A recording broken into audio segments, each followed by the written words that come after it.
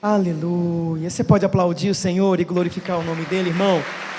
Amém. Glória a Deus. Aleluia. Amém. É tão bonito ver nossas crianças orando, né? Assim como a Maria veio aqui orar pelas mamães. E como ela, graças a Deus, as demais crianças têm aprendido no caminho do Senhor. E a gente vai começar um projeto novo. Eu estou tão feliz. Tive uma reunião durante essa semana com algumas irmãs aqui da igreja. E o trabalho que nós ainda não tínhamos, que é o apoio a mamães e crianças, né? Mamães, as gestantes e crianças entre 0 e 3 anos de idade. Pois nosso trabalho é a partir dos 4 anos aqui nas salinhas. Então um grupo se levantou, um grupo muito bacana. E daqui a pouco os detalhes serão passados para os irmãos. Eu estou compartilhando porque peço aos irmãos que orem. Porque eu sei que muitas famílias serão abençoadas com esse trabalho. Tanto com palestras, visitas, o apoio emocional, psicológico, econômico também, né? Dentro das necessidades básicas das nossas vidas. São pessoas que vão identificando possibilidades de serviço e elas vão criando possibilidades também para oferecer as suas próprias vidas em amor a Cristo e por aqueles que estão por perto. Ore, busque direção do Senhor, ore por essas irmãs que estão se unindo aí para poder cuidar dessas famílias, para poder cuidar dessas mamães, dessas gestantes também em nome de Jesus. Queridos irmãos, eu quero compartilhar a palavra do Senhor nessa noite, a exemplo da manhã.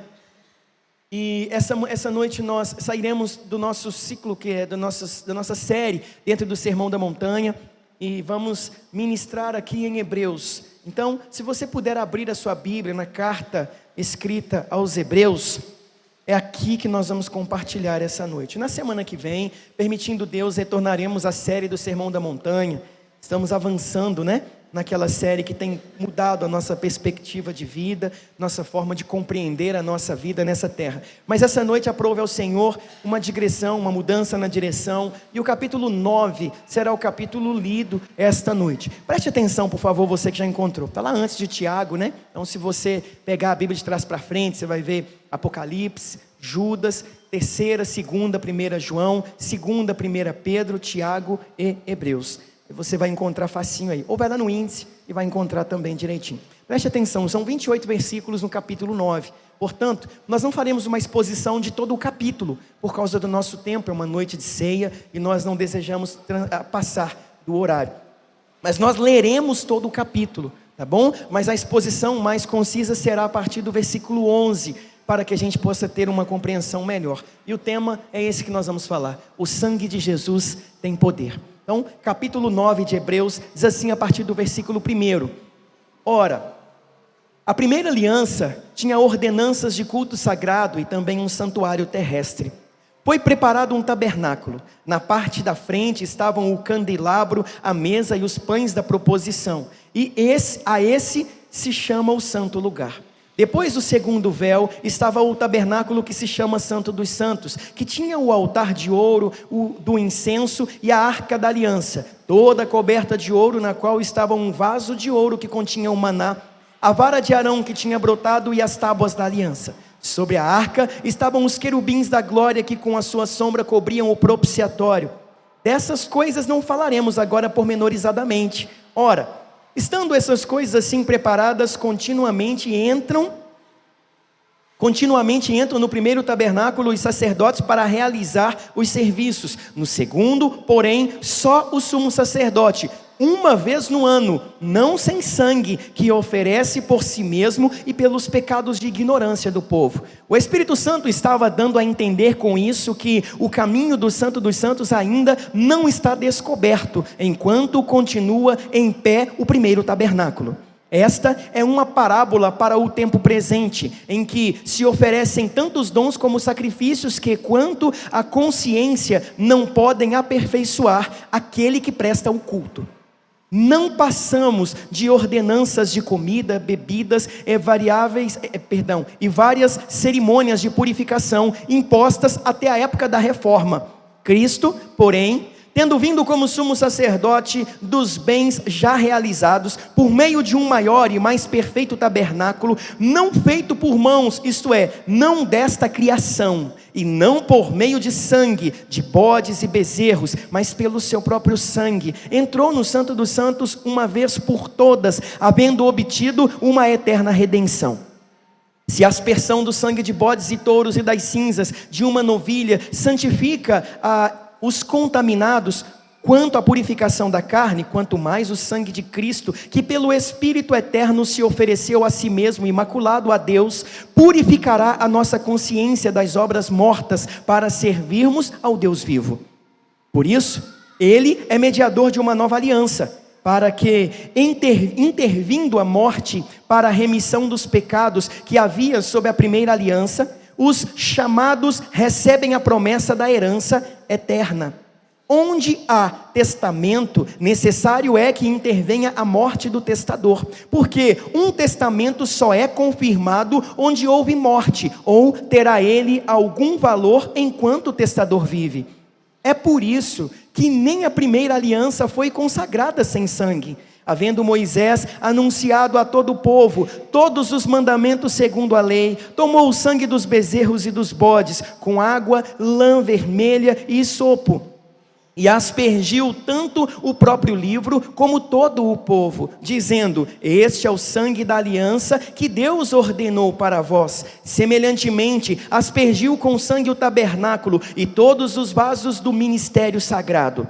Quase todas as coisas segundo a lei se purificam com sangue, e sem derramamento de sangue não há remissão. Era necessário, portanto, que as figuras das coisas que estão no céu se purificassem com tais sacrifícios, mas as próprias coisas celestiais com sacrifícios superiores a estes. Pois Cristo não entrou em santuário feitos por mãos, figura do verdadeiro, mas no mesmo céu, para comparecer agora por nós perante a face de Deus.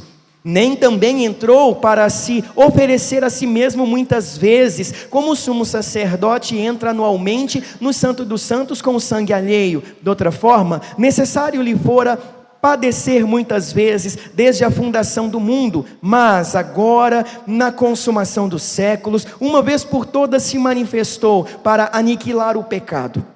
E como os homens está ordenado morrer uma só vez, vindo depois disso o juízo, assim também Cristo, oferecendo-se uma só vez para levar os pecados de muitos, aparecerá pela segunda vez sem pecado aos que o esperam para a salvação. Santíssimo Deus e eterno Pai, é com muita alegria, satisfação e atenção que entramos novamente na Tua presença. Entramos pedindo ao Senhor que seja compassivo conosco, que tenha misericórdia de nós e que a Tua graça possa superabundar as nossas vidas nesse momento, a ponto de compreendermos a Tua palavra. Que a compreensão do sacrifício do Senhor seja, de certa forma ou de todas as formas, o centro das nossas vidas, o centro do nosso culto, que nós possamos compreender a Santa Ceia nessa noite à luz das Sagradas Escrituras. Se conosco, pois temos uma mente aqui, muitos de nós cansados, mas que o Senhor possa prepará-la, e um coração às vezes, muitas vezes dividido, mas que o Senhor possa direcionar o caminho. Se conosco essa noite, é como oramos ao Senhor em nome de Jesus. Amém. E graças a Deus. Irmãos amados e queridos, esse não é um texto fácil de compreensão, se não for contextualizado com toda a carta na verdade. Preste bem atenção, por favor. O livro, ou a carta aos Hebreus, deveria ter sido colocado assim como a carta de compreensão do Antigo Testamento. Algumas pessoas dizem assim: olha, para mim é só o Novo Testamento, eu só leio o Novo Testamento. Está errado. Está errado. O Antigo Testamento é a sombra do Novo Testamento. As pessoas têm dificuldade para entender o Antigo Testamento. Então, quando lemos o Antigo Testamento, nós ficamos procurando os milagres de Jesus para comparar com as nossas vidas. Nós ficamos procurando o maná que desceu do céu, procurando as codornizes quando o pessoal enjoou do maná, procuramos a água que fluiu da rocha, assim também como quando o mar se abriu. Procuramos milagres para fazer analogia à nossa própria vida e aplicar também sobre as nossas vidas. Então o que nos interessa no Antigo Testamento é a ação direta de Deus no que diz respeito aos grandes milagres que Ele operou na vida do povo dele, principalmente nos 40 anos que peregrinou pelo deserto. Mas não é assim. O Antigo Testamento é uma sombra do Novo Testamento. Tudo aquilo, a palavra de Deus, ela usa o Espírito Santo, a sua sabedoria impressionante. Tem um método de ensino aqui dentro da palavra de Deus, que é um método de ensino antigo, arcaico, mas também que serve para o futuro, tanto no presente quanto principalmente para o futuro, que é um método de repetição. Então você vai ver, por exemplo, aqui em Hebreus, está remontando toda a estrutura cultica do Antigo Testamento. Hebreus é uma carta que todos nós deveríamos ler repetidas vezes, a fim de compreendermos toda a obra vicária de Cristo Jesus na cruz. Compreender o valor do sangue de Jesus está intrinsecamente ligado a compreendermos os sacrifícios de animais no Antigo Testamento, que nunca, como diz o escritor, foi suficiente para suprir ou para de fato purificar pecado. Ele era apenas uma sombra. Preste atenção, capítulo 10, se você virar uma página, capítulo 10 da carta aos Hebreus, verso 1, preste atenção no que diz: a lei, tendo a sombra dos bens futuros e não a imagem exata das coisas, não pode nunca, pelos mesmos sacrifícios que continuamente se oferecem de ano em ano, aperfeiçoar os que se chegam ao culto. De outra sorte, não teriam deixado de ser oferecidos, pois, tendo sido uma vez purificados os que prestam culto, nunca mais teriam consciência de pecado. O que está sendo dito aqui é que de fato é uma sombra.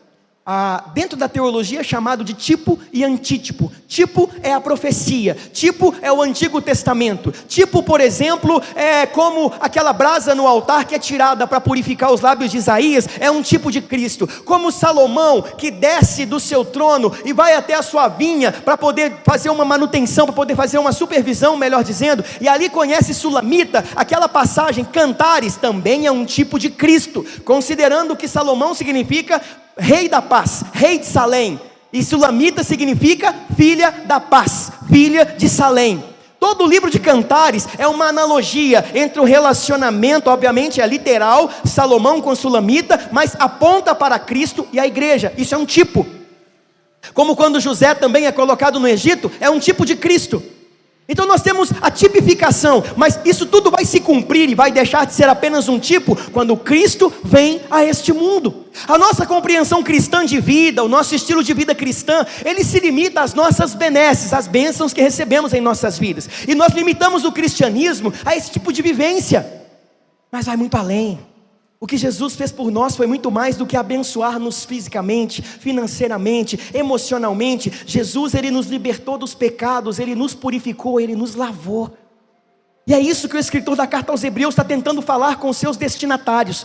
Considerando o pano de fundo dessa carta, que foi escrita entre o ano 58 e 64, não se pode dizer com exatidão, mas é certo que foi escrito no período do governo de Nero.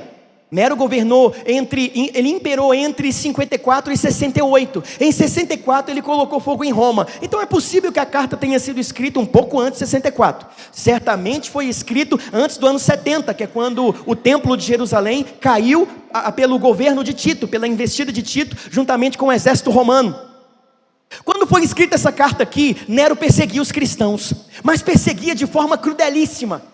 Nero foi um dos imperadores mais cruéis e é considerado o anticristo do mundo antigo, ao lado de Domiciano também, que foi quem prendeu João, que governou até o ano 96 aproximadamente, quando ele foi deposto, quando ele foi morto, e João foi liberto lá de Pátimos também. Mas Nero, ele perseguiu os cristãos de uma forma muito veemente, muito impetuosa. E nesse período aqui, muitos dos nossos irmãos cristãos estavam deixando a sua fé, abandonando a sua fé e regressando à sua estrutura de vida ortodoxa judaica. Estavam abrindo mão do cristianismo, porque o cristão estava sendo perseguido.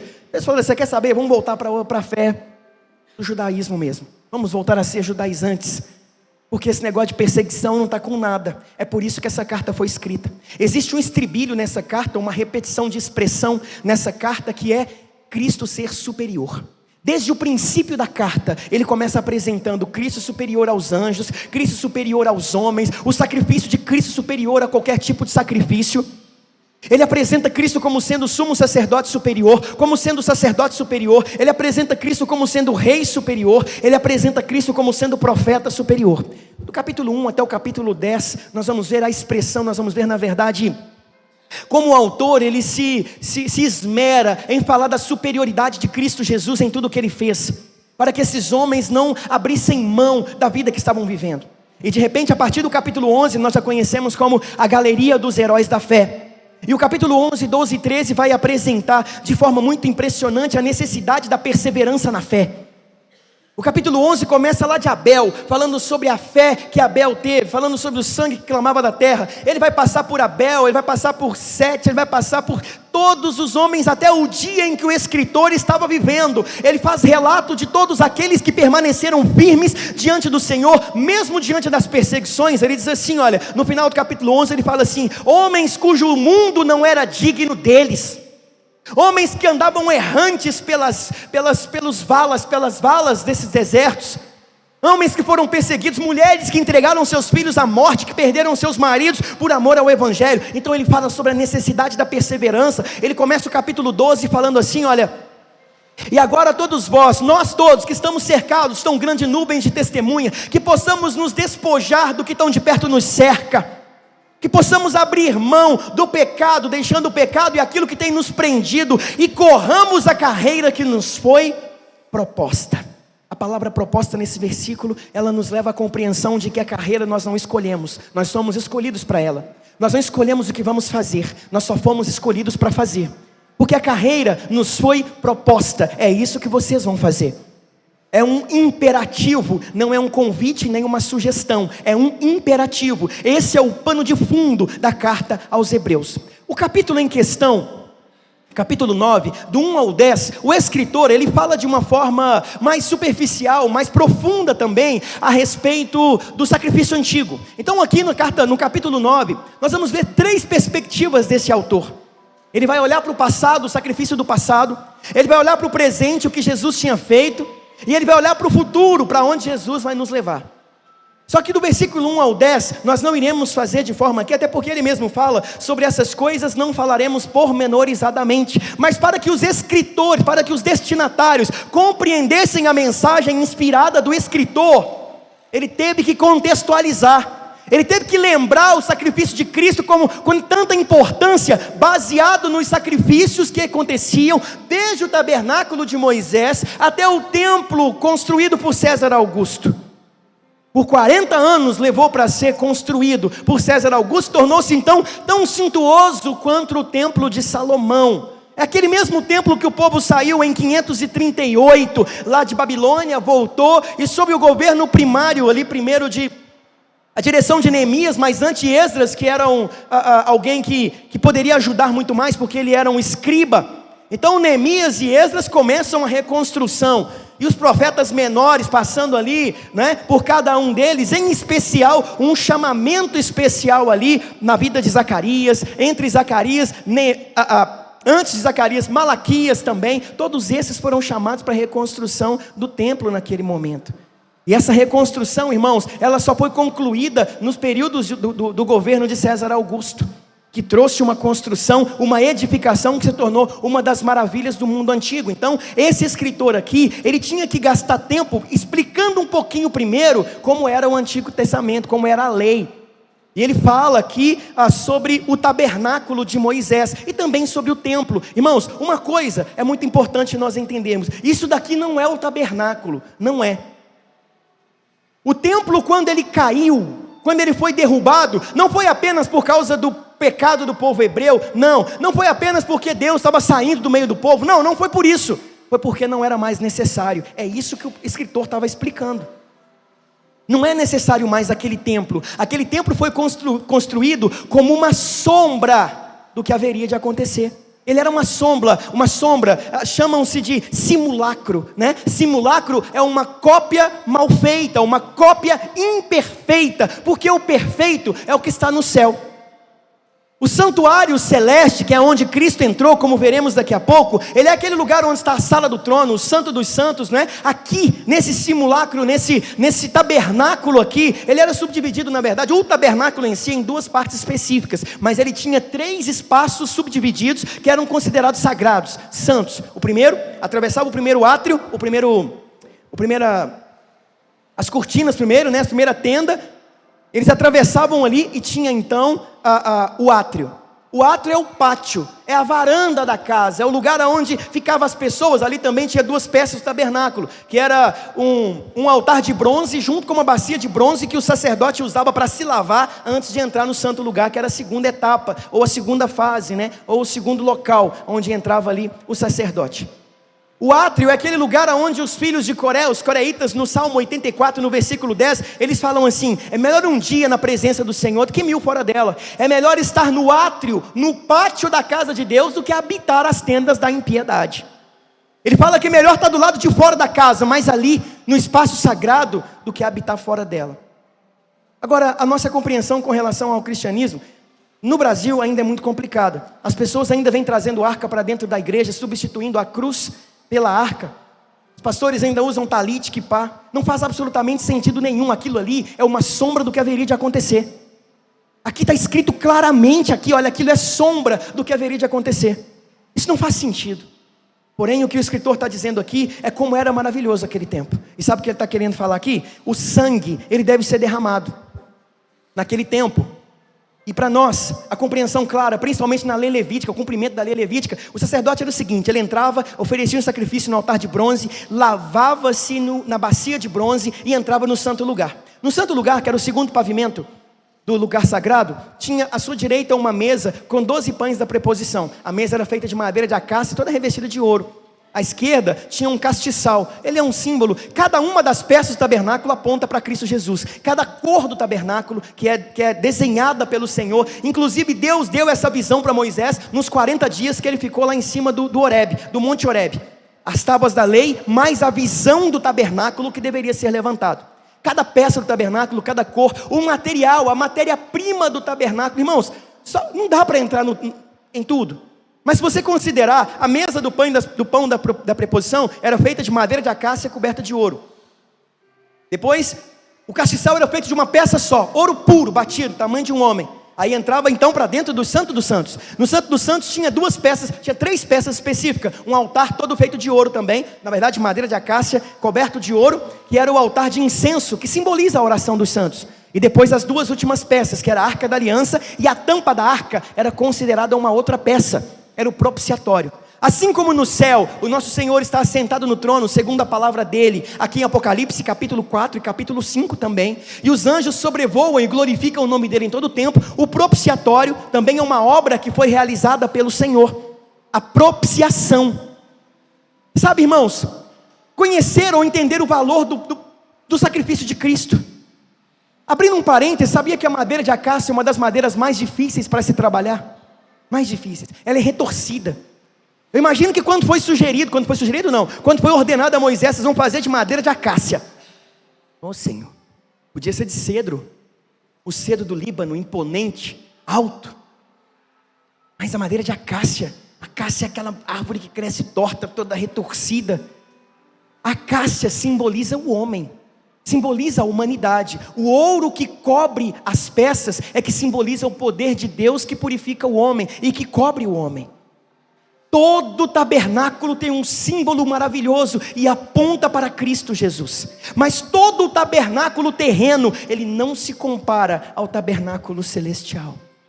Ele é só uma sombra, como diz a palavra. Então ele ensina, irmãos, que todo ano, uma vez ao ano, o sumo sacerdote entrava lá dentro, matava um animal e aspergia o sangue sobre o propiciatório. Propiciatório significa onde Deus nos é propício. Propiciatório é quando, o que tinha que acontecer? Para você entender o que é expiação e propiciação, porque foi o que Cristo fez por nós. Expiação é quando alguém comete um crime e é preso. Ele é condenado a 20 anos de prisão, e depois dos 20 anos, então, ele expiou o seu pecado. O seu crime, então, foi perdoado, acabou, cumpriu a sua pena. Isso é expiação. Nós, como seres humanos, pecamos contra Deus, cometemos o crime do pecado, principalmente em Adão, e toda a humanidade foi contaminada com esse mesmo pecado. Então, alguém tem que pagar o preço, e para o Senhor o preço do pecado é o preço da vida, é o preço do sangue. Por isso Levíticos capítulo 10 versículo 17 diz que a vida da carne está no sangue. O sangue tinha que ser derramado em favor de alguém. Então uma vez por ano o sumo sacerdote entrava com os animais, sacrificava e aspergia o sangue ali. Ou seja, pelo pecado do povo, o animal pagava com a própria vida. Mas aquilo ali era só uma sombra do que haveria de vir. Isso acontecia todo ano. Todo ano tinha que ir lá para poder pedir perdão pelo pecado e para poder aspergir o sangue sobre o propiciatório. E ali a palavra do Senhor aqui nos diz que o sangue de animais nunca foi suficiente. Então, irmão, você que está aqui essa noite, não se engane. No Antigo Testamento ninguém foi salvo pelas obras. Não, a graça é agora. Na lei todos foram salvos pelas obras. Nunca aconteceu isso. É impossível alguém ser salvo pelas obras, porque nossas obras são imperfeitas. Mesmo quando queremos que sejam perfeitas, elas são imperfeitas. Então como as pessoas eram salvas? Crendo no sacrifício de Cristo.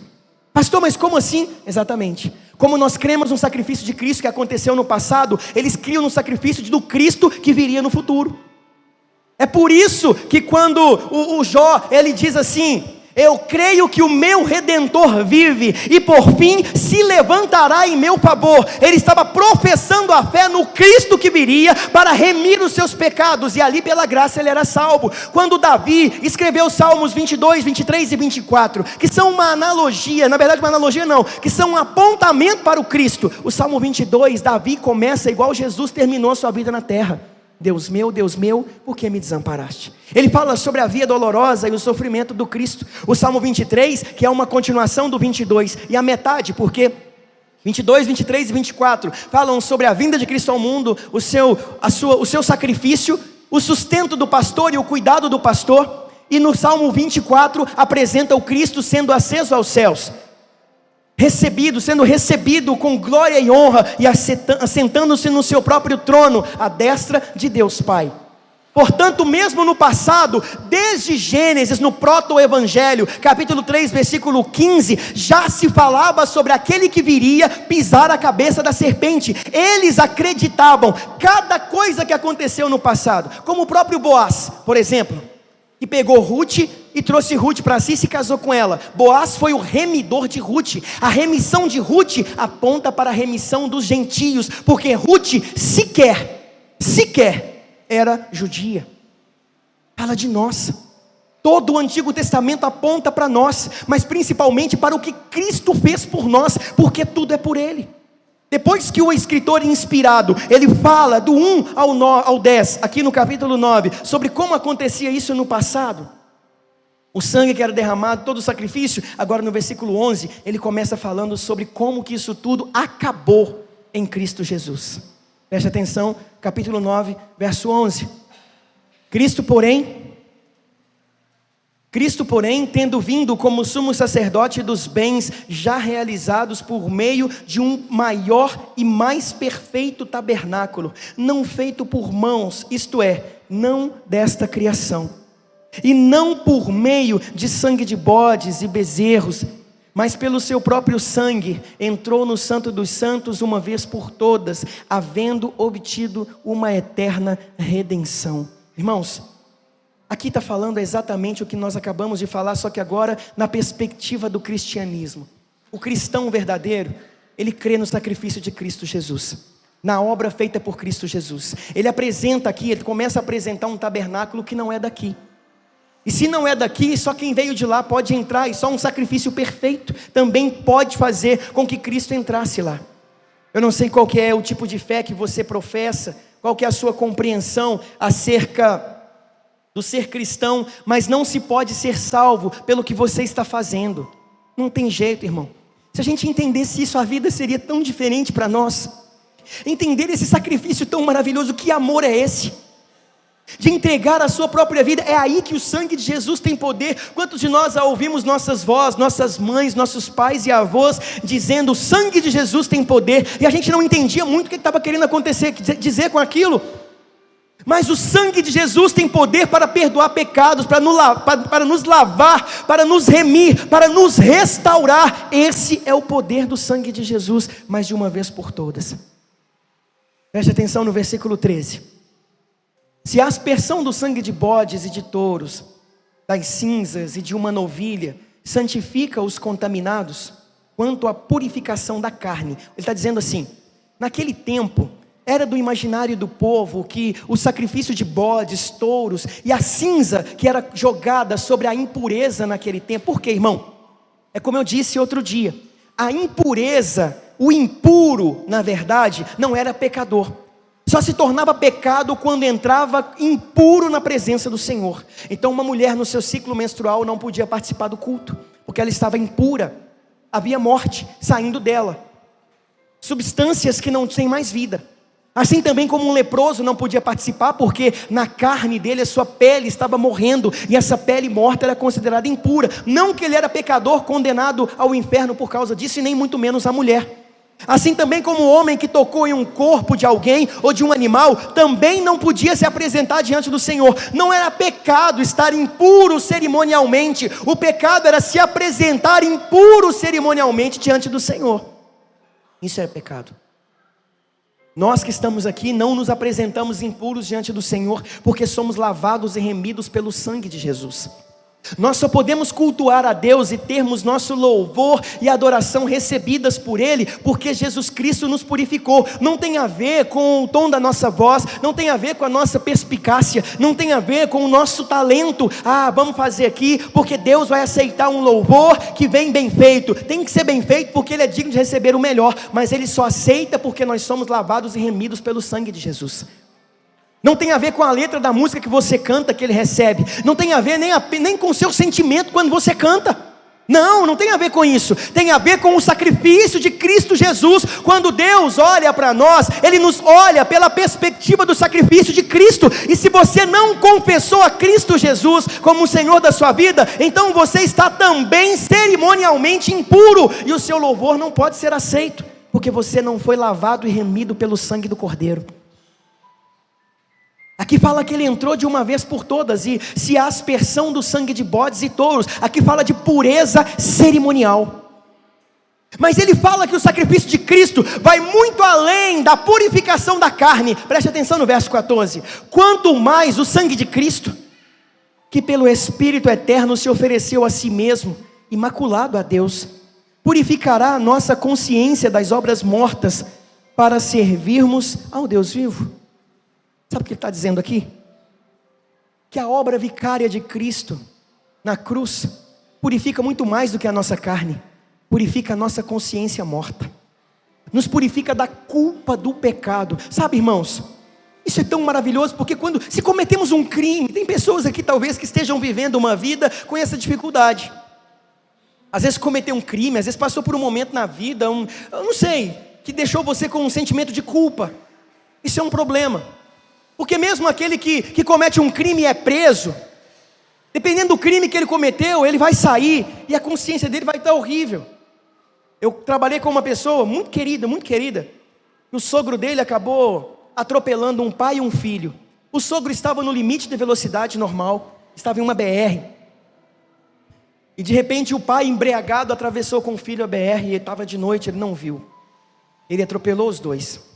Ele sabia que não estava errado, ele estava no limite de velocidade, ele era um homem extremamente centrado para dirigir, estava com a esposa no carro, estava voltando de viagem. Ele não estava embriagado, não bebia, para ser sincero, mas ele nunca mais conseguiu tirar a culpa dele. O policial que chegou na hora falou assim: olha, vai embora, porque eles vão lixar você aqui, você não está errado. Esse moço aqui, ele vivia atravessando aqui com o filho, já haviam dito para ele que alguma coisa poderia acontecer, mas agora ele estava embriagado. Infelizmente os dois faleceram, um pai e um filho de 4 anos de idade. Imagine para um homem que atropelou, irmãos. Ele dorme com isso todos os dias, mesmo sabendo que a culpa não era dele, mas aquilo ali.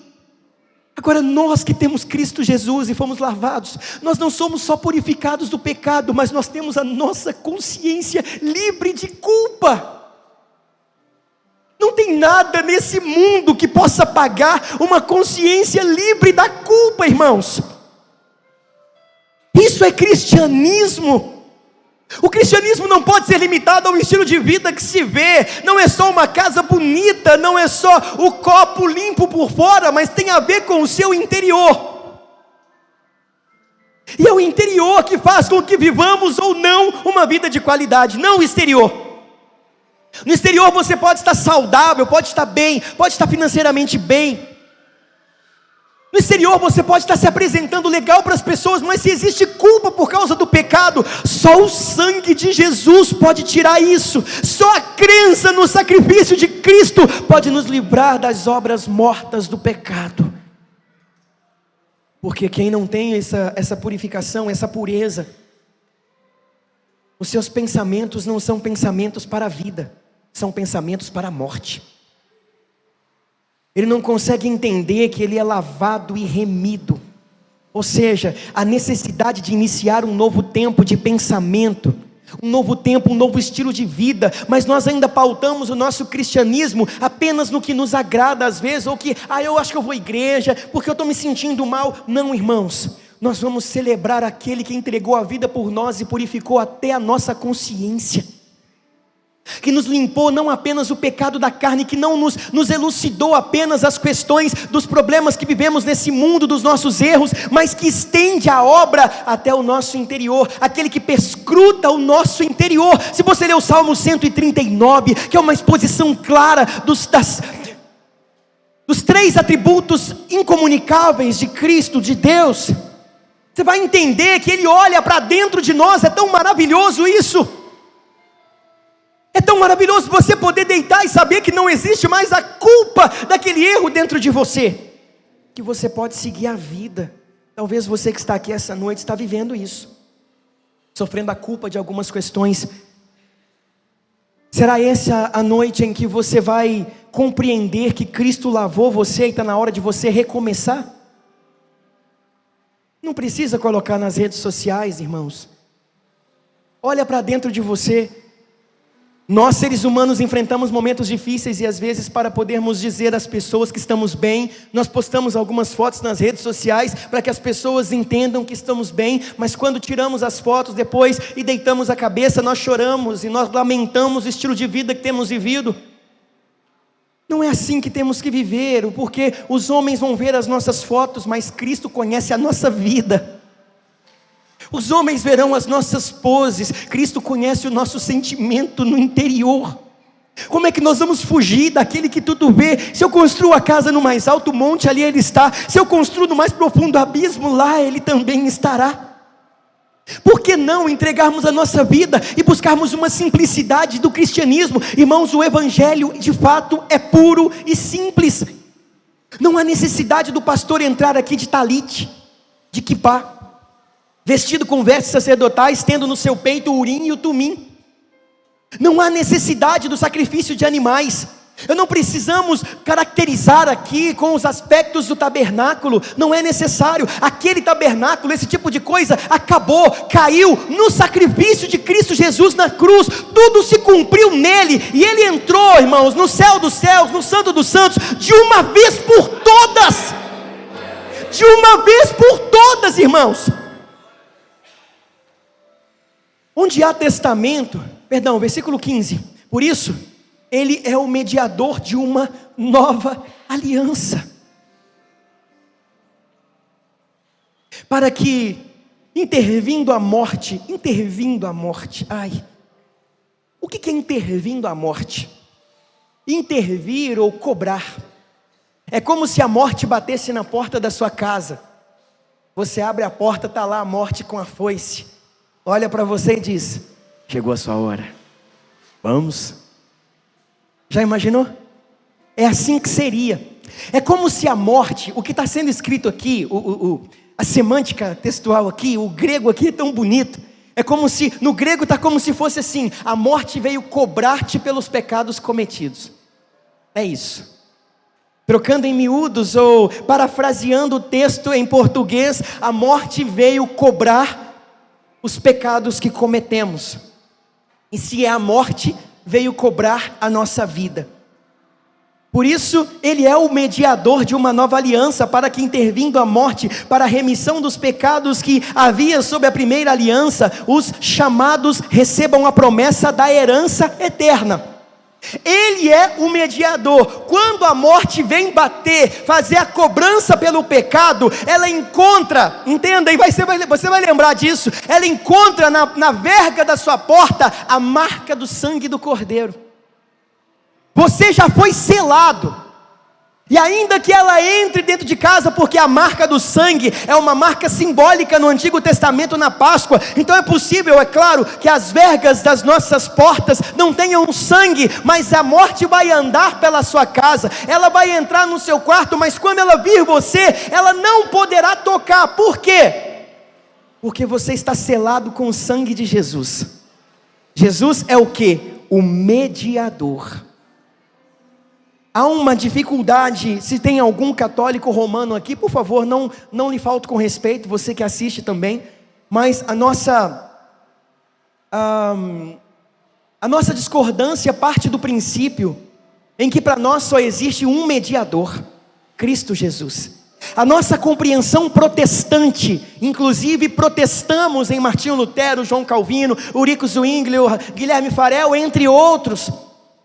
Esse protesto veio baseado de que nós cristãos protestantes não cremos na atuação intermediária de nenhuma outra entidade.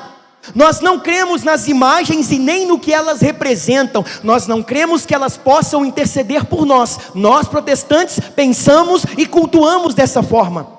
Nós temos apenas um mediador, Cristo Jesus, homem, morto, ressuscitado, à direita de Deus Pai se assenta e atua como nosso advogado, o Santo Espírito que intercede por nós, com gemidos inexprimíveis. Nós só cremos em um único caminho para a salvação.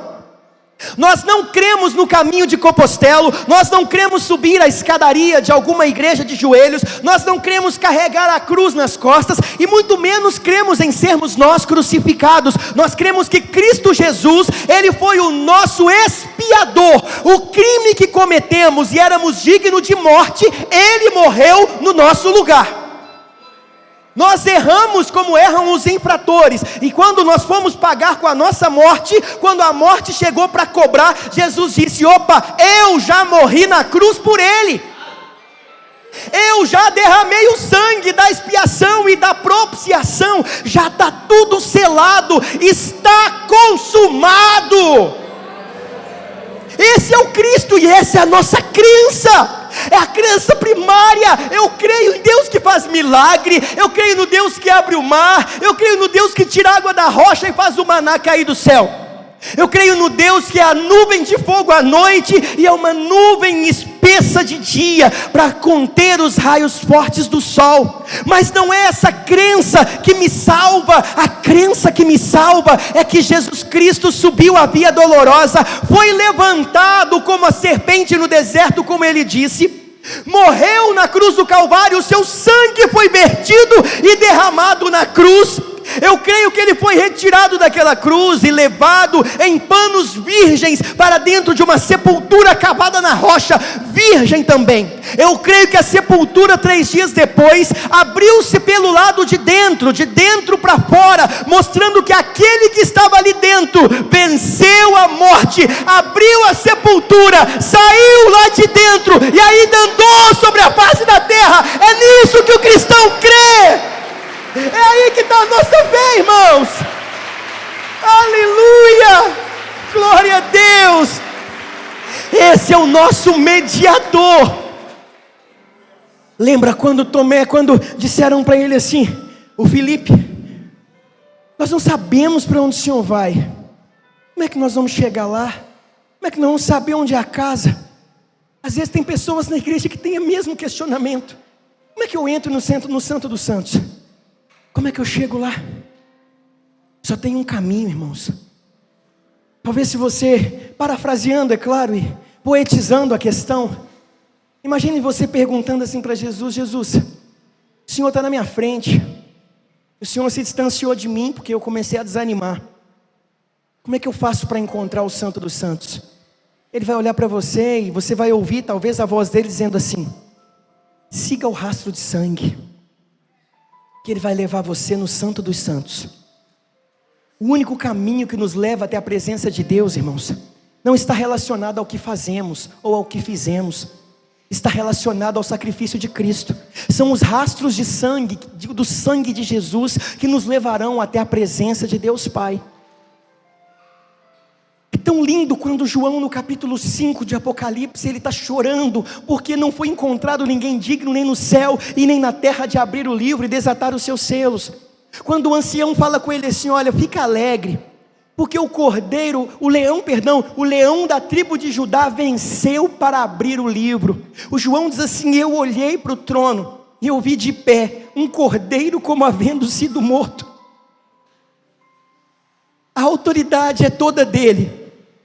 Mas ele recebeu ainda mais quando ele morreu. Quando o anjo diz assim: olha para lá, porque o leão da tribo de Judá venceu. E João disse assim: eu olhei, mas eu vi foi um cordeiro como havendo sido morto.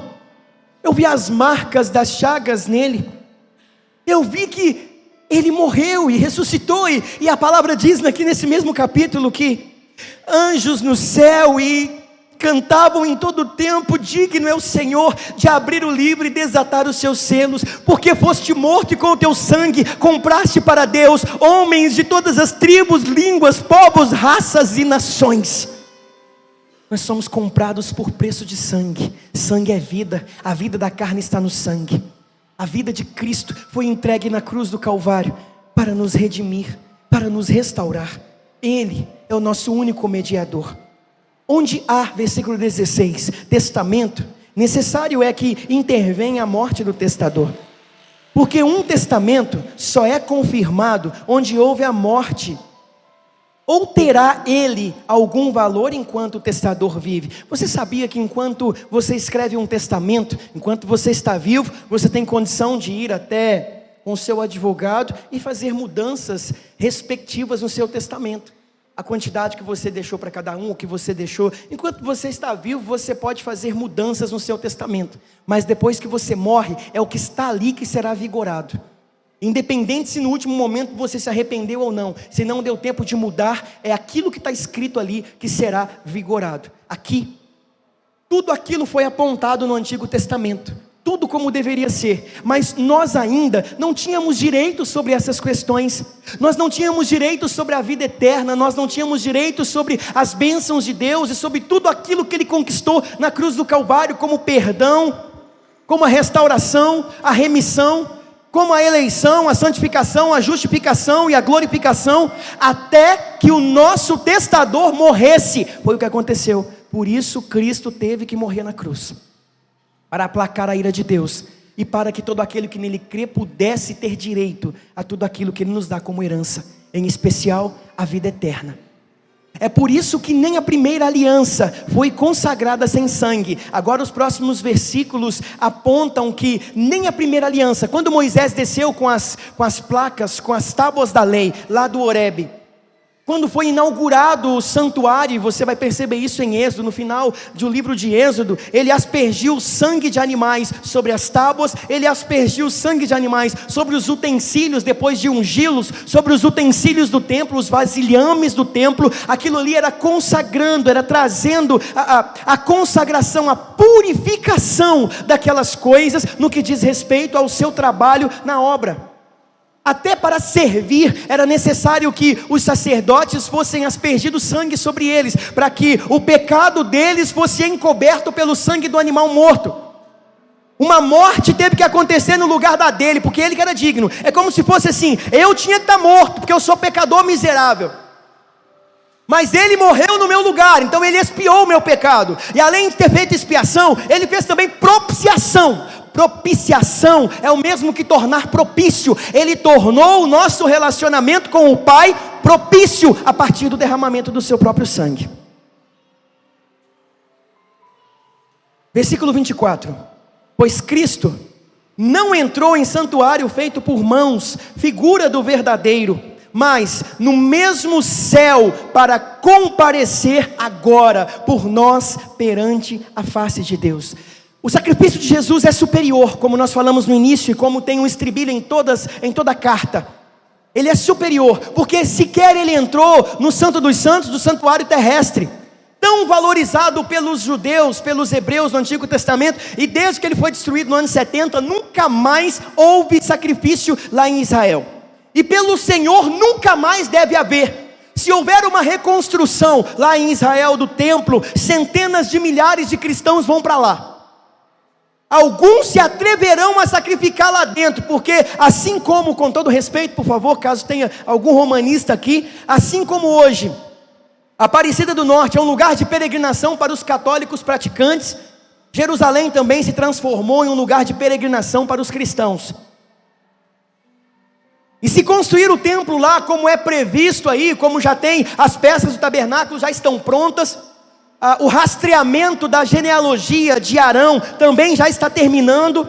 O lugar onde será construído é onde hoje existe uma mesquita muçulmana, o Domo da Rocha. Mas já existe um projeto para a remoção de pedra por pedra da mesquita para a reconstrução do templo. Mas nós não precisamos mais desse templo. O templo que nos espera não pode mais ser reconstruído nessa terra. Não é suficiente. O templo que nos espera é o templo celeste, onde o nosso Senhor nos aguarda. Não se turbe o vosso coração, credes pois em Deus, credes também em mim. Na casa de meu pai há muitas moradas, se não fosse assim, não vou-lo teria dito, vou vos preparar lugar. Novamente virei e vos levarei para que onde eu estiver estejais vós também. João capítulo 14, versículo 1 e 2. Agora perceba que o nosso Cristo foi nos preparar lugar. Ele entrou no Santo dos Santos, de uma vez por todas. Jesus é o único sumo sacerdote que ofereceu o seu próprio sangue como sacrifício, porque ele era o único que tinha condições de fazer isso, por ser o Cordeiro imaculado. Se você ler a lei levítica e o Deuteronômio, Deuteronômio significa a revisão da lei, a repetição da lei.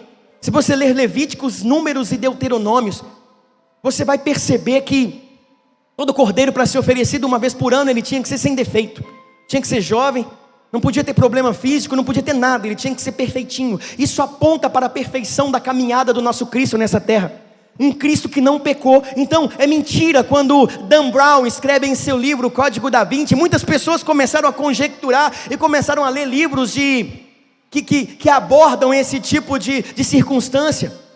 O Código da Bíblia, Anjos e Demônios, esse monte de livro do próprio Dan Brown e outros escritores também, que mostra que Jesus teve uma fé com Maria Madalena. Isso é uma blasfêmia, isso é mentira. O corpo que mostra que Jesus está num compartimento secreto dentro do túmulo e depois os discípulos o retiraram. Isso são os humanistas tentando, eles falam, não, porque a fé cristã tem que acreditar nisso, porque senão ela acaba. Não, o corpo não está lá porque ele ressuscitou 3 dias depois. Nós temos testemunho disso, nós temos 4 depoimentos que são os evangelhos. Naquele tempo 2 testemunhas eram suficientes para ratificar o que uma pessoa estava dizendo. Jesus tem 4 testemunhas e o cristianismo existe até hoje. Já perseguiram os cristãos, já mataram cristãos, já queimaram Bíblia, inclusive na Escócia, na Suíça, o lugar onde queimava-se Bíblia, hoje é um lugar que distribui Bíblia para o mundo inteiro. O cristianismo, pastor, mas todas as religiões levam a Deus, pastor, como o juiz leva. Por que o cristianismo seria a religião certa? Porque a palavra do nosso Senhor diz que Jesus Cristo é o único caminho, é a única verdade, é a única vida. O cristianismo não apoia o nirvana, que é o ápice da espiritualidade, os chakras e os desenvolvimentos espirituais para se alcançar plenitude de vida. O cristianismo não acredita em nenhum outro tipo de coisa, pessoa, entidade ou circunstância que possa levar o homem à salvação ao céu. O cristianismo tem como base de fé Cristo Jesus morto, ressuscitado, com a promessa de sua volta. Somente Ele é o caminho, a verdade e a vida. Essa é a nossa crença. Ele é o nosso mediador. Versículo 25 diz que nem também entrou para se oferecer a si mesmo muitas vezes, como o sumo sacerdote entra anualmente no Santo dos Santos, como sangue alheio. É mentira quando alguém disser para você, ou você não pode evangelizar dizendo assim, olha, nós chegamos num ponto tão complicado no que diz respeito à autoajuda, que eu já vi pessoas evangelizando dizendo assim, olha, Deus te ama tanto, mas Deus te ama tanto que se fosse preciso Ele enviaria o seu filho de novo por você. Não enviaria, isso é mentira e é uma blasfêmia. Dizer que Jesus viria de novo é o mesmo que invalidar o seu sacrifício que foi perfeito. No meu tempo de adolescente nós cantávamos uma canção lá na igreja, que só depois de ler esse texto que eu entendi que a canção não era boa para se cantar. O coro dela era assim, olha, amada minha, eu morreria de novo naquela cruz, só para ter o teu coração. Mentira, ele não morreria de novo, o sacrifício dele foi perfeito, ele cumpriu. Preste atenção, que quando Jesus diz na cruz, está consumado, o tetelestai é o mesmo que se traduz por eu esgotei as profecias ao meu respeito. Tudo o que estava escrito sobre mim nos profetas, eu cumpri. Eu fui levado na cruz, eu fui vituperado, envergonhado, caluniado, levaram vinagre à minha boca. Tudo isso está nos profetas, em especial o messiânico Isaías. Tudo o que estava escrito lá eu cumpri. Então quando ele diz está consumado, é o mesmo que dizer eu não tenho mais nada para fazer aqui, eu terminei. Já pensou terminarmos a nossa vida assim? No último momento de nossas vidas dizer assim, não precisa orar por mim, não precisa orar para que eu continue aqui, eu acabei. Tudo que eu vim para fazer foi esgotado. Tudo que estava escrito sobre mim foi esgotado. É isso que Jesus disse que foi feito. Versículo 27 diz assim, agora perceba como ele vai trazer no 27 e no 28 uma perspectiva futura. Ele falou no passado, o sacrifício do passado. Ele falou no presente, o que Cristo havia feito. E agora ele fala do futuro, verso 27. E como aos homens está ordenado morrer uma só vez, vindo depois disso o juízo. Isso daqui também, se você é espírita, kardecista e nos visita aqui essa noite, se você é espírita kardecista e nos assiste de sua casa, o cristianismo protestante, ele é contra a sua crença de que existe um aperfeiçoamento de espírito, de que você vai reencarnar. Essa passagem ratifica o que nós estamos falando, quando diz que ao homem, assim como ao homem, foi ordenado o direito de morrer uma só vez, vindo depois disso o juízo. Quem morre aqui agora não vai para o purgatório, pois a Bíblia não fala sobre isso. Em, salvo engano, 1ª ou 2ª Macabeus, tem um pequeno trechinho que dá a entender alguma coisa de purgatório, mas para nós é só um livro apócrifo, com grande profundidade histórica, mas sem inspiração divina.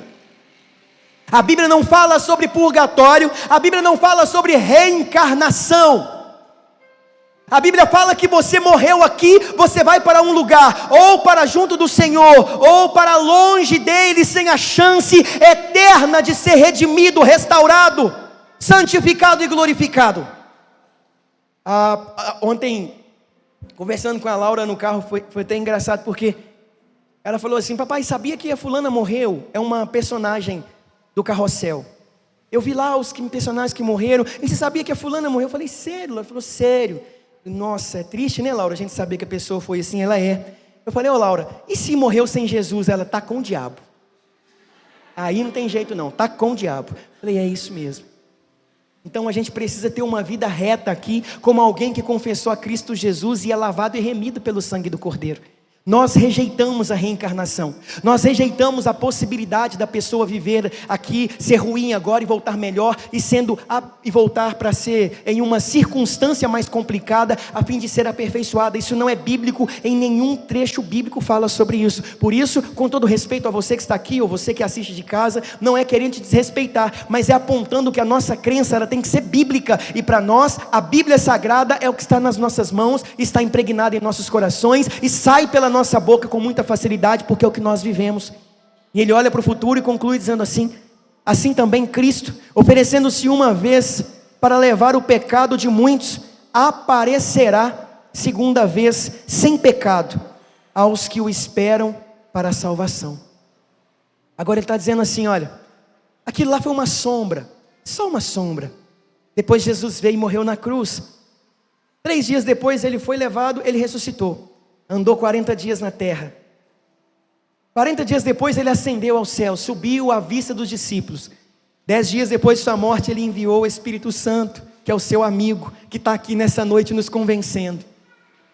Porque essa é a obra dele. A obra do Espírito Santo não pode ser resumida no falar em línguas, nem no poder de cura. A obra do Espírito Santo não pode ser resumida em manifestações estáticas, mas ela se estende a fazer-nos compreender, a aumentar a nossa fé quanto ao sacrifício de Cristo. O Evangelho de João, capítulo 15, diz assim, o outro Paracleto, o outro Consolador que virá depois de mim, não falará de si mesmo, mas dará testemunho de mim. Ele convencerá o mundo do pecado, da justiça e do juízo. Se você está aqui nessa noite e está sendo confrontado com o seu pecado, com a sua realidade de vida, está sendo confrontado com a sua situação, saiba que o Espírito Santo está tratando com você. Pastor, há quanto tempo eu não sinto o Espírito Santo, eu só me sinto confrontado. Ele está te confrontando, ele está te chamando à santidade, Ele está te chamando ao arrependimento. Ele está lembrando você do motivo do cristianismo, o motivo da salvação, que não está relacionado a você, mas é dele, porque dele, por meio dele e para ele são todas as coisas. Você pode fechar os seus olhos nesse momento, por gentileza, querido, enquanto o nosso diaconato pode se preparar e pode vir à frente, por favor. Enquanto isso, nós vamos orar. Vamos orar e falar com o Senhor. Pode continuar sentado se você quiser. Fique assentado. E com seus olhos fechados, eu quero que você pense na sua vida. Irmão, de olhos fechados, como é que a gente não se emociona e não glorifica, entendendo o valor do sangue de Jesus? Como? Senhor Deus Santo e Poderoso, é crendo no Teu poder, na Tua misericórdia, na Tua graça, que estamos aqui. E agora, meu Deus, a Tua palavra veio nos confrontar de uma forma tão intensa. O sangue de Jesus tem poder para nos purificar. O nosso cristianismo às vezes passa tão longe dessa compreensão, mas a obra que o Senhor fez, olha o que o Senhor fez.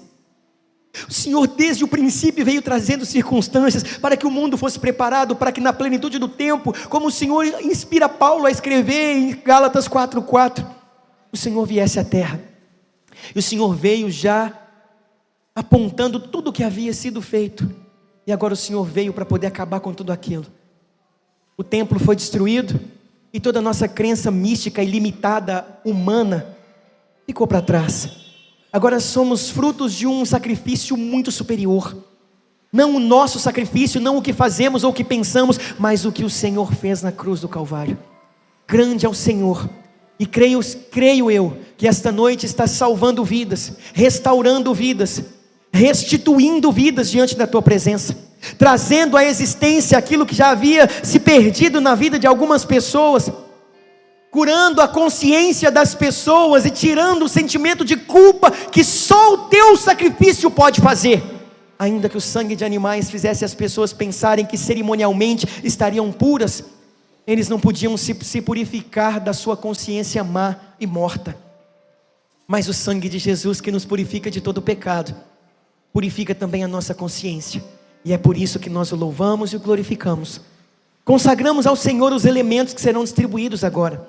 Apresentamos diante do Senhor e confessamos ao Senhor que não cremos na transubstanciação. Nós não cremos que o pão pode se transformar no corpo literalmente, nem que o suco se transformará no sangue literalmente, mas cremos que estamos fazendo como uma forma simbólica, crendo na presença do Senhor aqui neste lugar, nos convencendo da justiça, do pecado e do juízo, nos convencendo de que somos um só no Senhor. E nós o louvamos pela oportunidade que temos de celebrar a ceia como o Senhor ordenou, até que o Senhor venha, e aí faremos com o Senhor eternamente na glória. Obrigado por essa noite e pela oportunidade em nome de Jesus. Irmãos queridos, quem participa da ceia do Senhor? Participa da Santa Ceia do Senhor, aqueles que estão aqui nessa noite, que são membros de outra igreja, que nos visitam, mas que estão em comunhão com a sua igreja, com sua liderança. Aqueles que estão aqui essa noite, que entendem que o pecado não pode te afastar da ceia, mas você deve se afastar do pecado para ceiar. Você que está aqui nessa noite, que é batizado nas águas, você participa da ceia do Senhor, para a glória do nome dEle. Mas olha, irmãos, talvez você seja de outra congregação, e lá na sua congregação você mora junto com alguém, como, perdoe a expressão, talvez você seja amaziado com alguém, e na sua congregação você pode participar. A nossa congregação instrui que não pode. A nossa congregação entende que a Santa Ceia é uma confissão pública da nossa crença no sacrifício de Cristo. E se estamos tomando para nós, nós também estamos tomando o nome do Senhor para nós como representantes. E se o representamos, cremos que o devemos fazer de forma correta, incisiva e direta. Por isso, se você mora junto com alguém, aqui na nossa congregação, eu peço que você não participe, ainda que na sua congregação você participa, tá bom? E você que participou, ontem nós tivemos uma noite maravilhosa, que foi a noite de batismo. 27 irmãos passaram pelas águas, e hoje, pela primeira vez em suas vidas, eles vão cear conosco. Então, antes que a igreja se coloque de pé, eu peço para que fique de pé, por favor, apenas os irmãos que foram batizados ontem, por favor. Olha só, você pode aplaudir ao Senhor pela vida desses irmãos.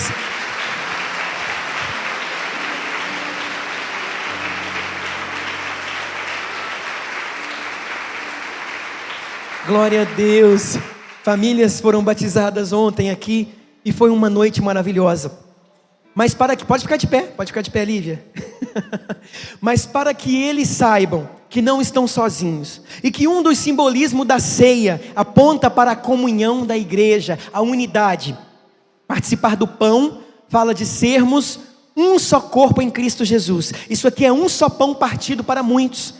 Somos parte de um todo, que não se resume aos que estão aqui, mas nós somos parte quadrangular, metodista, presbiteriano, nós somos parte batista, nós somos parte luterano, nós somos parte de irmãos que existiram há milênios atrás. Somos uma só igreja, e como representação dessa igreja universal e invisível, eu convido a todos que fiquem de pé, todos os que vão participar da ceia, em nome de Jesus. Essa é a igreja que participa da ceia do Senhor. Quando você receber os 2 elementos, você vai se assentar, para facilitar a distribuição. Então, eu convido o nosso diaconato, já oramos, para que distribua. E você que está aqui essa noite, não perca a oportunidade de orar em arrependimento, em gratidão. Lembre-se de uma coisa: a ceia não é apenas a questão do arrependimento, mas é um louvor de alegria pelo que Cristo fez por nós na cruz. Então celebre essa noite em nome de Jesus.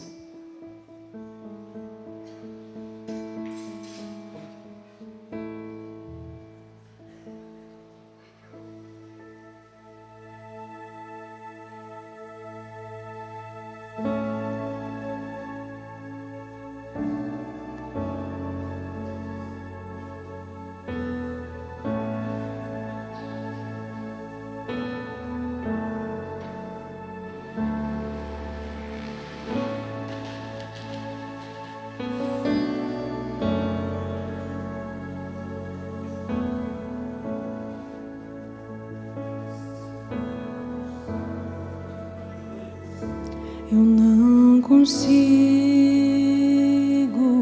entender o que eu fiz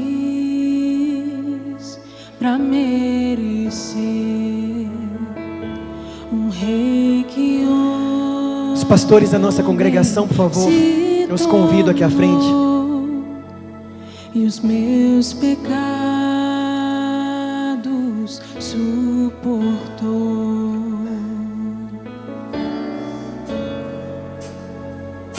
Seu nome é Emanuel, o Rei dos Reis é o Senhor. Num gesto simples de amor,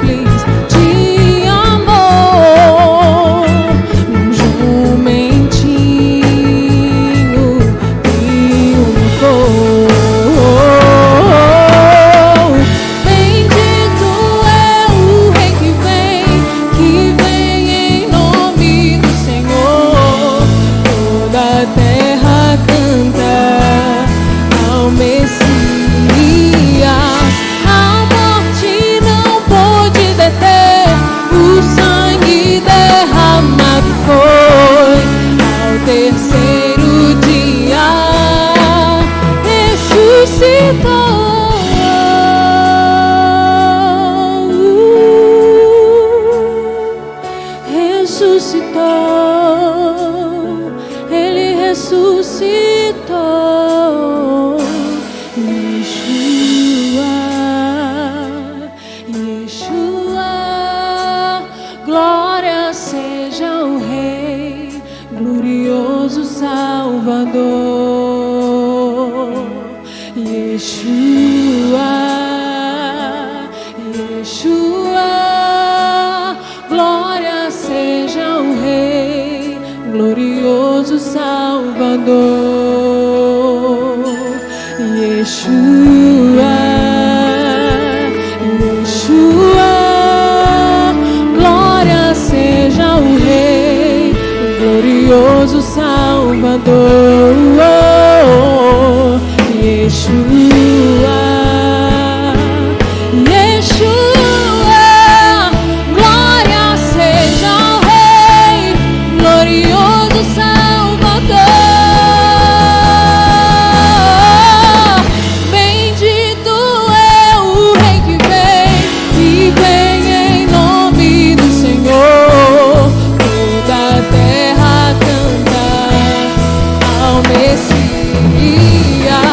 A morte não pode deter, o sangue derramado foi.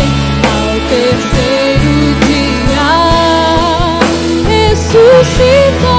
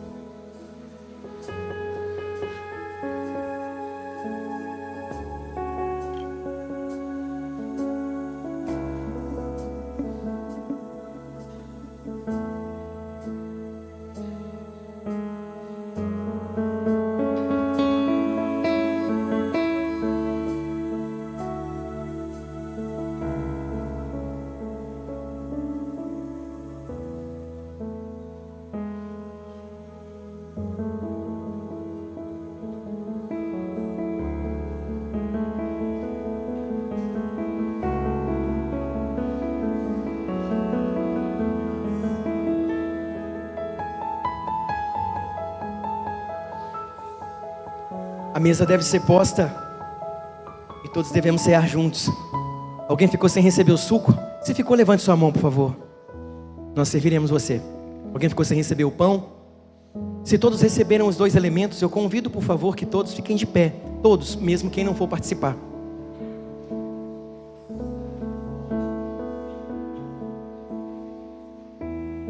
A nossa dificuldade às vezes é o nosso pecado, né?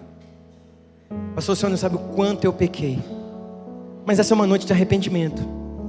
A quem muito pecou, muito será perdoado. É o que diz a palavra do Senhor. Nós estamos aqui com uma oportunidade na presença do Senhor. Pois eu recebi do Senhor o que também vos ensinei, que o Senhor Jesus, na noite em que foi traído, tomou o pão e, tendo dado graças, o partiu e disse: isto é o meu corpo, que é entregue por vós. Fazei isto em memória de mim. Irmão, o que chama a minha atenção nesse texto é sempre a mesma coisa. Parece que, para mim é muito impressionante quando Paulo está dizendo assim, replicando as falas do Senhor. Ele está dizendo assim que na noite em que foi traído, Jesus partiu o pão. Ele serviu para Judas que o traiu. Ele serviu para Pedro que o negou. Ele serviu para João e outros que discutiam sobre quem seria o melhor no reino. A mesa estava cheia de pecadores. A mesa da ceia tinha pessoas como eu e como você. Mas Jesus serviu cada um deles. Morreu por cada um deles. Colocou o ministério na mão de cada um deles. Eu não posso parar de pensar no Pedro. Quando Jesus encontra ele nas margens de Genezaré, do mar de Genezaré, o Pedro talvez pensou assim: agora ele vai acabar comigo, porque me chamou para ser pescador e eu o neguei. Mas além da vara de pescador que o Senhor tinha colocado na mão dele, agora coloca um cajado de pastor. Pedro, eu sei que é assim. É por isso que eu morri na cruz. Pai, e apacenta o meu rebanho. Com seus olhos fechados nesse momento, nós vamos orar em nome de Jesus.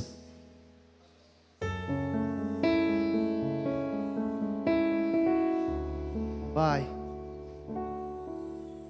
bendito seja o nome do Senhor. Nós trazemos a memória nessa noite, Deus, tudo aquilo que o Senhor fez por nós naquela cruz. Nós queremos lembrar, Deus, daquilo que o Senhor diz para os seus discípulos: desejei ardentemente cear convosco mais essa vez, até que isso se repita no meu reino. Ah, Deus, nosso coração almeja tanto esse dia, Senhor, aonde junto com todos os remidos de todas as gerações, nós também nos assentaremos nessa mesa, Senhor. Ah, Deus, que maravilha, que glória, Pai, saber que o sangue do Teu Filho Jesus nos comprou, nos lavou, e hoje nós estamos aqui ensaiando para esse grande dia, onde uníssono nós iremos cantar glórias ao Cordeiro de Deus, ao Cordeiro que é digno de todos os povos, tribos, línguas e nações. Ah, Deus, muito obrigado por essa noite, Pai. Nós te rendemos glórias, nós te damos aleluias, porque não celebramos a um Jesus morto, mas celebramos ao Jesus vivo e que reina para todo sempre. Por isso nós abençoamos, ó Deus, os elementos e rendemos glórias a Ti por estarmos nessa mesa, em nome do Senhor Jesus. Comei todos do pão.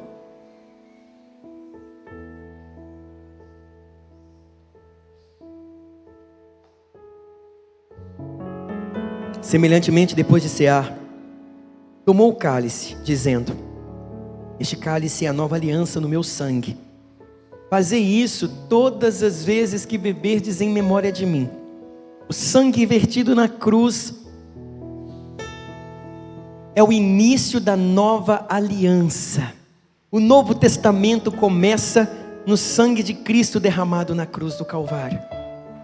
Por isso, tomando o cálice nas suas mãos, o que faremos?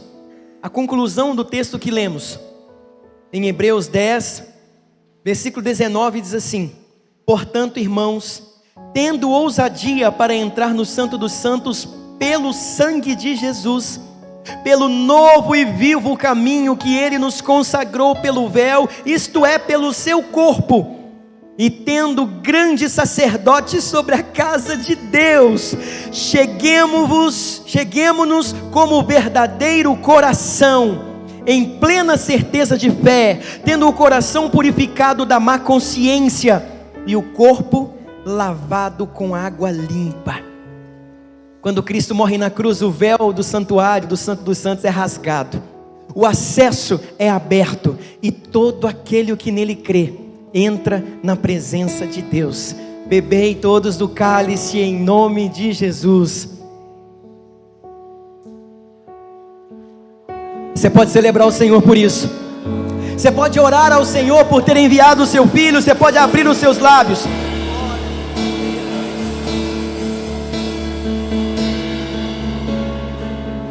Você pode glorificar, irmão.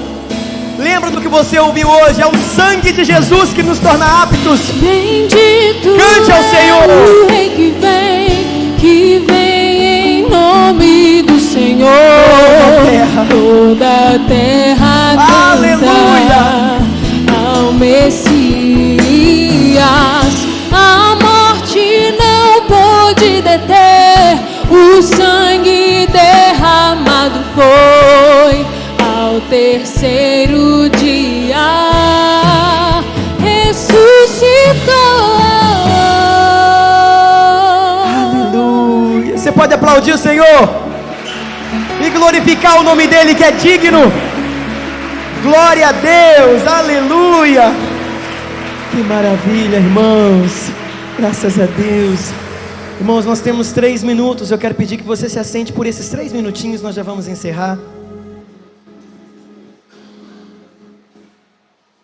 Nós vamos embora para os nossos lares. Deixa eu dizer para você, leia mais a Bíblia. Eu queria indicar para você, compre uma Bíblia de estudos. A Bíblia de estudos, se você comprou uma Bíblia de estudos NVT, uma Bíblia de estudo da Herança Reformada, Bíblia de Estudo Holman, todas essas Bíblias têm um comentário bíblico embaixo, de cada versículo. E elas também têm uma introdução a cada livro da Bíblia, onde você vai descobrir o pano de fundo de cada um dos livros da Bíblia. Isso ajuda a gente a entender um pouco mais. Pastor, mas é muito caro. Irmão, a gente gasta muito mais às vezes com pizza, sanduíche no mês. A gente tem que investir naquilo que vai ser para o nosso desenvolvimento espiritual. Aprenda a sentar com o tempo, abrir a Bíblia e vai começar a ler Hebreus. Lê um pouco o que precede Hebreus. Eu quero conhecer um pouco mais sobre o sacrifício de Cristo. Compra um livro também que vai te ajudar, como por exemplo, A Cruz do Rei, do Timothy Keller. Fala sobre o poder do sangue de Jesus, fala sobre muito do que nós falamos aqui. Ele também trata sobre essas questões, entre outras coisas boas. Irmão, invista no seu conhecimento com relação a Cristo Jesus, para que você viva uma vida diante dele, errando o menos possível em nome de Jesus. Amém? Queridos, nós vamos embora, mas antes, nós gostaríamos eu quero falar só de 2 avisos rapidamente aqui. O primeiro é o jantar de casais, que está sendo oferecido pelo Ministério de Casais, tá bom? Na liderança do pastor Velber, da sua esposa Vanusa, e tem uma gama de líderes fantásticos. Esse convite, irmãos, é para você participar, R$160 o casal. Vai acontecer lá perto do Carrefour, num salão, tem estacionamento. Esse valor aí vai cobrir o seu jantar, mais as bebidas, não é? Suco, refrigerante, água com gás. Despertou aí de alguém aí. Deve ser o remédio. Até perdi aqui. Vai ter sobremesa. Tudo está incluído nesse valor. E vai ser no dia 10 de junho. Ou seja, você pode ir. Irmãos, é brincadeira sobre o telefone, viu? Por favor. Depois a pessoa fica com raiva. Eu nem sei quem foi, não. Nesse caso, você vai ter a oportunidade de estar lá com os irmãos, conhecer outros casais, comungar. Quantas pessoas vêm na igreja e não tem comunhão, não conseguem entrosar? Essa é uma oportunidade. Aí no dia 12, que é na segunda-feira, você pode sair com o seu namorado, com o seu noivo, com sua esposa. Você pode ir só vocês dois para algum lugar, mas não perca essa oportunidade. Vai ser uma noite maravilhosa e são vagas limitadas. Então, lá no balcão, lá atrás, vai ter pessoas lá dos casais fazendo a sua inscrição. Também quero comunicar aos irmãos que no dia 8 de junho, que é feriado, vai ter um piquenique das mulheres. Eu acho até que tem uma peça aí. As mulheres estão convidando você a participar de um piquenique. Você que quer participar, né? Procura aí o grupo de mulheres para que você possa participar. Parece que tem que levar alguma coisa, né, Lucilane? Tem que levar um prato com alguma coisa dentro, tá? Com conteúdo, e um suco, um refrigerante também. Vai ser o dia todo. Então você, mulher, pode ir, pode ficar lá só 1 hora, pode ficar parte da manhã, pode ficar parte da tarde. Tempo de conversa. Irmão, o que não vai faltar é assunto. Um monte de mulher reunida num piquenique. Os homens aqui vão ter uma folguinha no feriado. Brincadeira, irmãos. É muito brincadeira o que eu estou falando aqui, tá bom? Então procura depois a Lucilane, o pessoal das mulheres, que com certeza você vai ter um dia maravilhoso, um dia de comunhão também. Vocês vão se divertir muito. Vai ser especial em nome de Jesus. Agora, antes de ir, para encerrar, nós gostaríamos de conhecer as pessoas que nos visitam essa noite. E sem constrangimento, se você puder levantar sua mão, é só para você receber um cartãozinho de boas-vindas. Tem alguém nos visitando essa noite? Olha, tem um casal ali, tem os irmãos ali. Tem mais alguém? Mantenha sua mão assim, olha, que alguém vai até você com um cartãozinho aí de boas-vindas. Olha, quem está nos visitando essa noite, talvez você ficou constrangido, você é muito bem-vindo. Deus abençoe a sua vida, dê direção a você. Muito obrigado por terem vindo. Para nós é uma honra recebê-los aqui como visitantes nessa noite. Que Deus abençoe a vocês em nome